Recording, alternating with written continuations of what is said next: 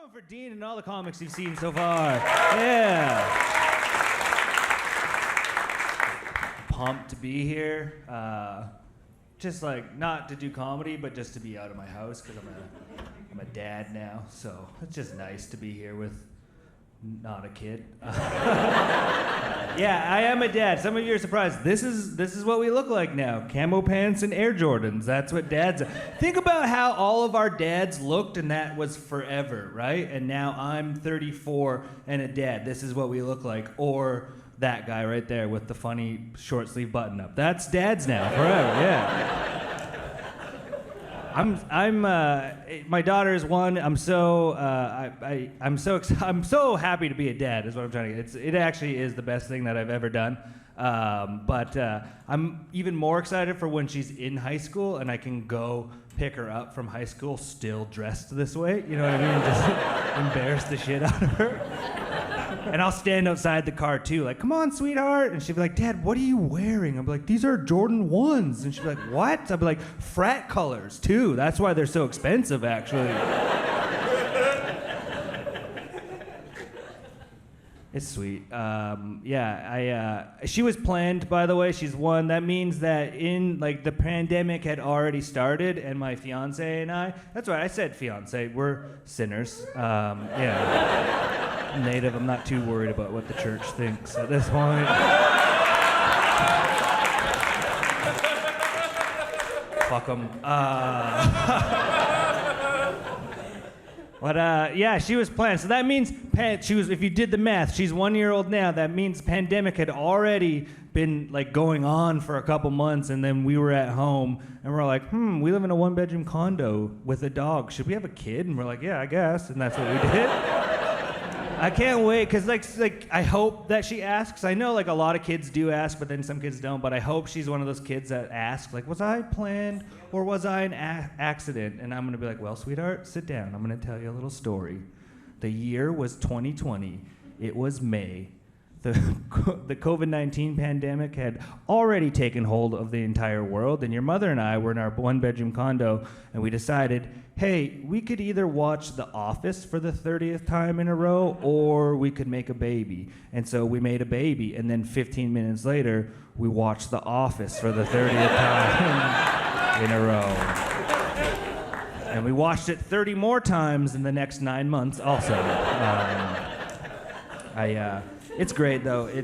I learned a lot during the pregnancy. I learned a lot of stuff that I didn't really know about pregnancy. I thought I knew about pregnancies, but I guess I didn't know. I learned I knew there was trimesters, 3 of them in a pregnancy, but I didn't know during the first trimester.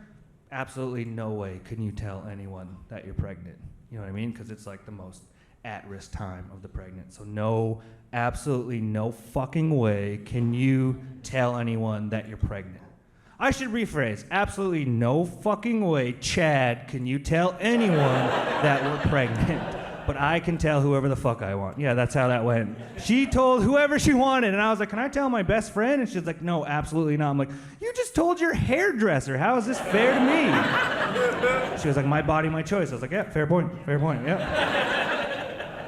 Okay, I'll let you guys in on a little secret. I did tell my best friend. Yeah, I told one of my best friends because it was my last summer as not a dad. It was my last summer not having the heaviest responsibility one person could take on in their entire lives. So I went out and we rented a cabin, and me and my buddies, we did some magic mushrooms. And I know some of you are like, oh no, native guy who's a dad's talking about drugs. Should we call CFS? Go ahead, she's white, so yeah. Oh yeah, also she works for them, so I figured out how to beat your system, white people. Yeah. Go ahead, call CFS, leave my fiance a voicemail, see what happens. We were at the cabin, and we're all on magic mushrooms, and we're having a great time. We're in the living room, but then I look over into the kitchen, and my buddy Paul's just standing there with his arms crossed, looking down, and I could tell he looked sad, and I was like, oh no, Paul's not having a good time. He's having a bad trip right now. You gotta fix this. And then my mushroom brain was like, oh, you know what would help? Tell him your secret. And so I walked over to Paul, and I made sure no one was listening, and I said, hey Paul, man, you want to know a secret? And he was like, yeah, I guess. And then he just kept looking down, and I looked around, and I was like, Paul, I'm going to be a dad. And immediately he smiled, and he was like, oh, that's amazing, dude. I'm so happy for you right now. Oh, my God, you're going to be a dad? You're going to be a great dad, too. I know that much. I'm so proud of you. You've turned your life around. You got a good job. Your comedy's taking off. Your girlfriend's amazing. I'm so, so happy for you right now. And I was like, thanks, dude. And then we hugged for 5 minutes because we were on mushrooms. Just felt good. And then when we were done hugging, I looked up at Paul again, and he's not smiling anymore. And I was like, oh, no, dude, what happened? And he was like, yo, man, it's a messed up time to have a kid right now, though, right? And I was like, what are you talking about? He's like, well, we're in the middle of a global pandemic, police brutality, protests and riots every other day, wildfires all over the place. I was like, all right, could you shut the fuck up, please? Because you just ruined my mushroom trip. So if anyone needs me, I'll be by the fire for the next 4 hours thinking about my life choices. I'll leave you guys with this.